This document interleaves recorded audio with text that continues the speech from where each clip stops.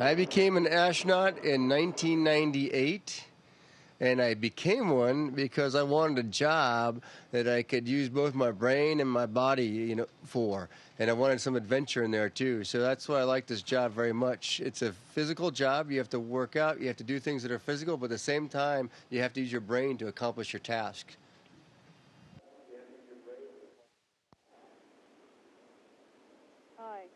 Hi, my name is Carter Stokes from Boyette Junior High School, and this question is for Reid.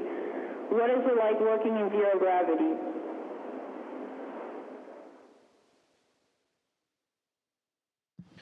Well, I would say working in zero gravity, first of all, is extremely difficult because everything floats around. But then once you get over the fact that it's very tough, as you can see here with Commander Swanson, it's absolutely it's the best jungle gym. It's the most fun place you could ever work in your life. When you just lift your feet up and just float around, it's really quite fantastic.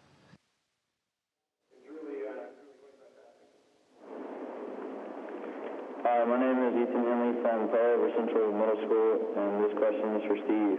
Being in zero gravity, do your muscles ever get tired? That's a good question. Our muscles mostly get tired from working out. We have a machine up here that's like lifting weights, and we use that every day to make sure our muscles stay strong. And so that's when my muscles mostly get tired. There are some days when your hands will get tired if you're working a lot with a wrench or something like that, but mostly just from the machine for working out. Hi, my name is Marco Gomez from Nicholson Elementary School, and this question is for Reid. What is the biggest challenge you ever faced since being on the ISS?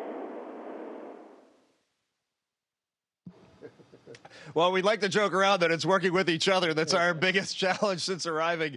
But for me personally, it is just working without gravity. I've said it a couple times, but just little tiny parts. If you put your pencil down for just a second, then it's floating away, and you turn over this way and come back, and now the microphone's gone, and just getting your mind to work without gravity is much more difficult than I expected. But I'm getting there, and I'm almost, I haven't lost a tool in a couple weeks, which is great.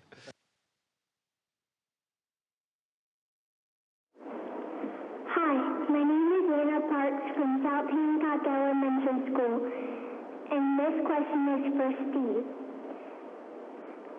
Do astronauts have daily chores aboard the space station, such as cleaning the windows, doing laundry, or working in the spacesuit? Yeah, we do have chores. We mostly do them on a weekly basis for cleaning. So every weekend, Saturday morning is our cleaning time. We come up here and we each have a couple modules we have to clean, and we'll vacuum it, we wipe it down, try to make it all nice and pretty. We do that. We also have other chores that we have to do on station, like getting the food out from our storage area and put into areas where we can use it. There's just many other tasks like that we do on a regular basis, just like your chores you do at home.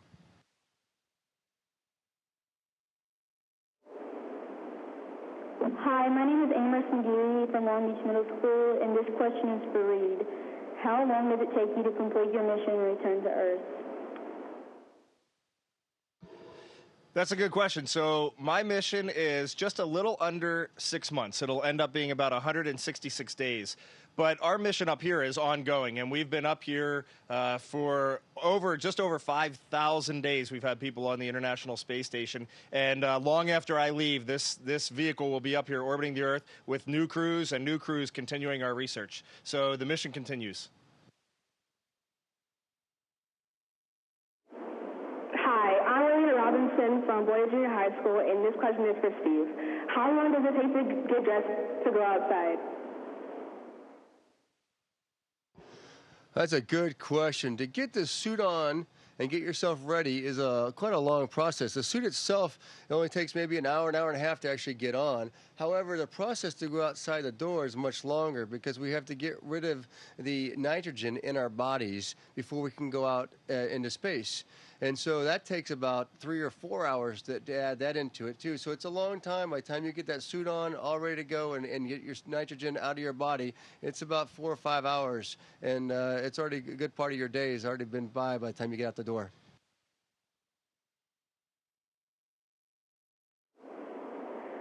Hi, my name is Samantha Oshon from Provo Central Middle School, and this question is for Reid. How do you communicate with Earth while you're anywhere in orbit? So communication with Earth is it's actually very, very good from up here. I have email, so I can send and receive emails, which is in today's world pretty commonplace. But I also once every weekend on Sunday I get to do a video chat with my family, which is great. I have 2 little kids, and my wife and my kids gather around, and we do a video chat actually on the computer right behind me here, and that is fantastic to get to see them every week. Just really it warms my heart.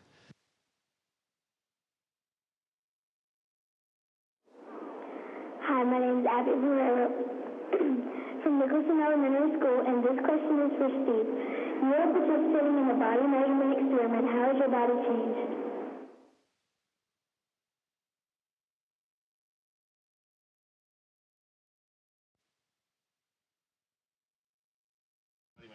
Yes, body measures. That's a good question. Well, for me, my spine grew a little bit, about an inch or so, maybe an inch and a half. And the other thing that's interesting I found out is the size, like of your calf and your thigh, decreased a little bit. And I think that's mostly due to the fluid shift. We have like blood and other fluids in our body kind of shifts up because we don't have gravity pulling them down anymore. And then on Earth, they kind of pool in your legs. And when you walk, they actually kind of help circulate. But up here, they don't have to pool in your legs. They kind of all float up. And we don't have that any longer in our legs. And hence our legs are a little bit smaller than they are on Earth.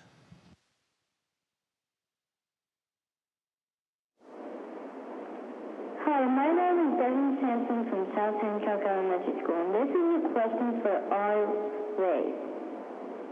We can see a space station very clearly with the telescope sometimes. Can astronauts see the Superdome or football fields as clearly with a telescope looking back at us? So that's a great question. I actually just took a picture of the Superdome this morning, and I put it online. So if you can do a good search, you'll be able to find it. We flew right over, and it was a really nice, looked like a really nice morning, very clear. We also, though, so yeah, we can see cities through a pretty good zoom lens. But we also, in the U.S. lab, we have a big telescope, and it looks straight down, and it's ground commanded, and it's taking pictures all the time. And through that telescope, the resolution on Earth is absolutely fantastic. Hi, my name is Nicole Cox from Long Beach Middle School, and this question is for Steve. What do you do when the ISS breaks down? Well, that's a good question. We of course want to fix that when the ISS breaks, and it becomes a whole team. There's people on the ground that are experts on each one of these systems on board up here, and they get together and they come up with a plan on how to fix it. And so when they get to come up with this plan, then we will execute it on board here. We will do whatever they ask us to do. It could be change out the part. It could be go into the part and replace it. It could be all sorts of different things, but we just fix it just like we would any other thing.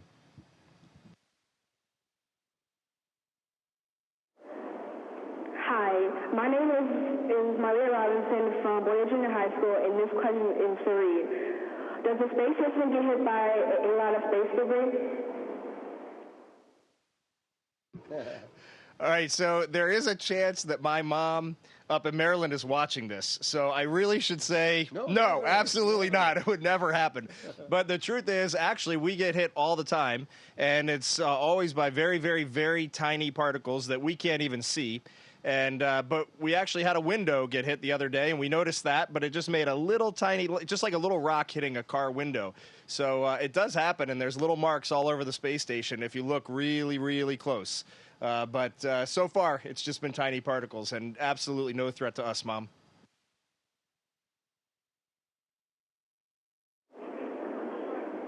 Hi, my name is Keegan Trash from Provo Central Middle School, and this question is for Steve. What is the most beautiful thing you have seen in space? Oh, the most beautiful thing. That's a tough one. Of course, it's Earth, looking back at Earth, in my opinion. And then what's the most beautiful thing about looking back at Earth? There's so many things, but probably I like a sunset and with a little bit of aurora mixed in like that. I think it can't get any better than that.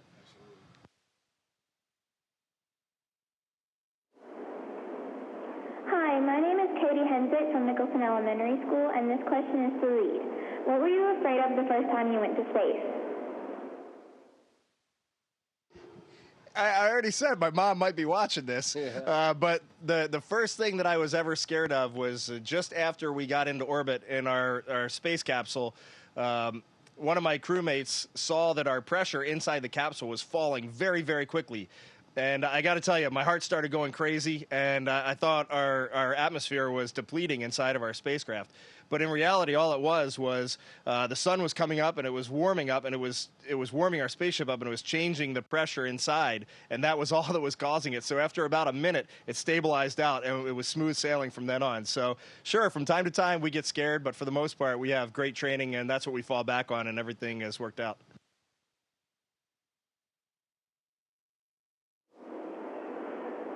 Hi, my name is Anna Parks from Calcium Depletion Elementary School, and this question is for Steve.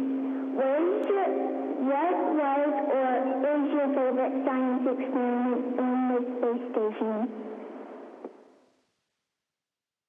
There are lots of good science experiments up here, but I think my favorite is spheres. And I have one right here.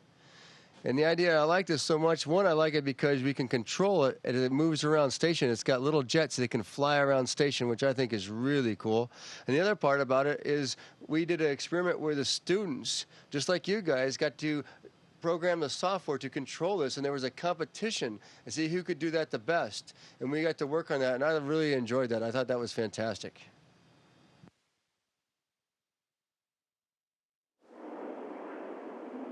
Hi, my name is Sydney Traylor from Long Beach Middle School, and this question is for Reid. What does space look like? Yeah. That's an easy one. It depends. If the sun has just gone down, the stars just start to come out, and really nighttime is amazing. So you can see just thousands of stars. They don't twinkle like they do on Earth. They are just tiny pinpricks of light all over. It doesn't even look real. But then when the sun comes up, that's kind of my favorite because space is completely black. And then you see the blue of the Earth and the curve of the atmosphere out there, and it's absolutely spectacular up against that blackness of space.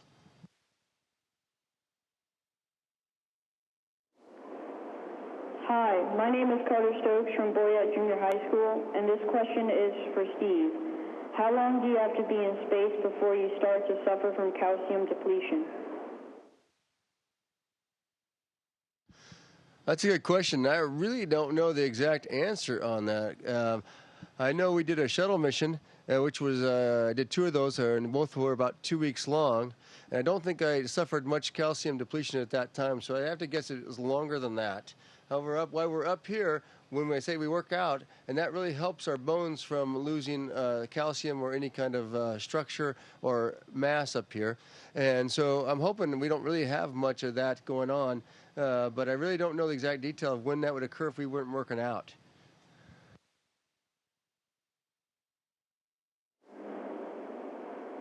Hi, my name is Alex Musgrove from Provo Central Middle School, and this question is for Reid.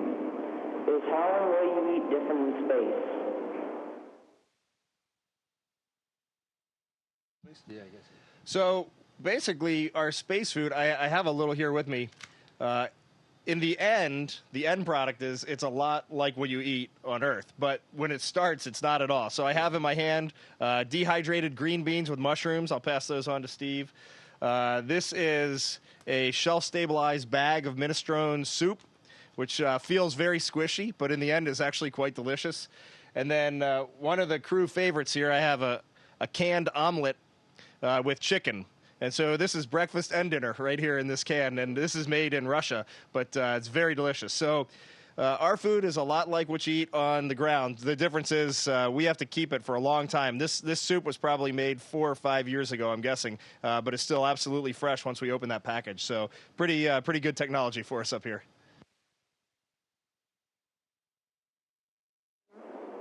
Hi, my name is Stephen Johnson from Nicholson Elementary School, and this question is for Steve. Of all the experiments currently on the ISS, which do you feel will have the most impact to life on Earth? That is a difficult question. Wow. I mean, there are many good scientific experiments up here, but I guess for me, I think the alpha magnetic spectrometer could have the most impact on life on Earth. And I just think that because it's trying to understand the basic concepts of what the universe is. And I think we don't know that really yet. And so if we can use that to help us understand that, and then it will actually progress down into all the things we do, as physics always does. And so for me, that is probably the most important thing we could actually gain out of this whole thing.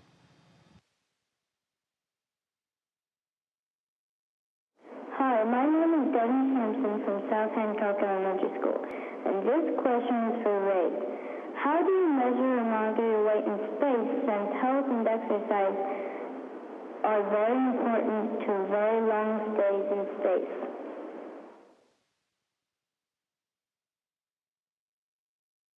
So basically, to measure our weight, since we're floating around up here, we can't just step on a scale. So we have to measure our mass. And there's really two systems that we have up here that do that. And one is just a simple spring. And you get on this spring with a seat on it, and it actually just bounces you up and down. And then a computer measures your mass from that. And it's pretty accurate. So I've been amazed. Every time I go on there, my mass is almost identical. And then we also have a slightly newer system, which just uses a known force to pull your body in, and the resistance that it gets off of that is in turn your mass, using acceleration. So those are the two systems, and they're actually both very fun to ride, and we do it about once a month on each system, so twice a month in total. And how important is all of our health for being up here, extremely important, especially for bone loss. We got to work out all the time. We got to maintain our weight. If the doctors look at our weight all the time, and if it starts to go down, they're yelling at you real quick to eat more to make sure you're not losing muscle, not losing bone density. So absolutely critical for us to know our mass and to keep our health in check up here.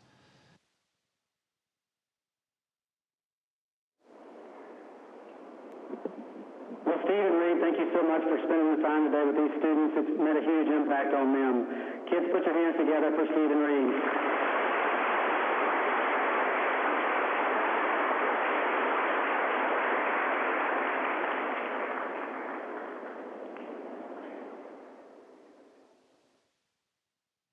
Station, this is Houston ACR.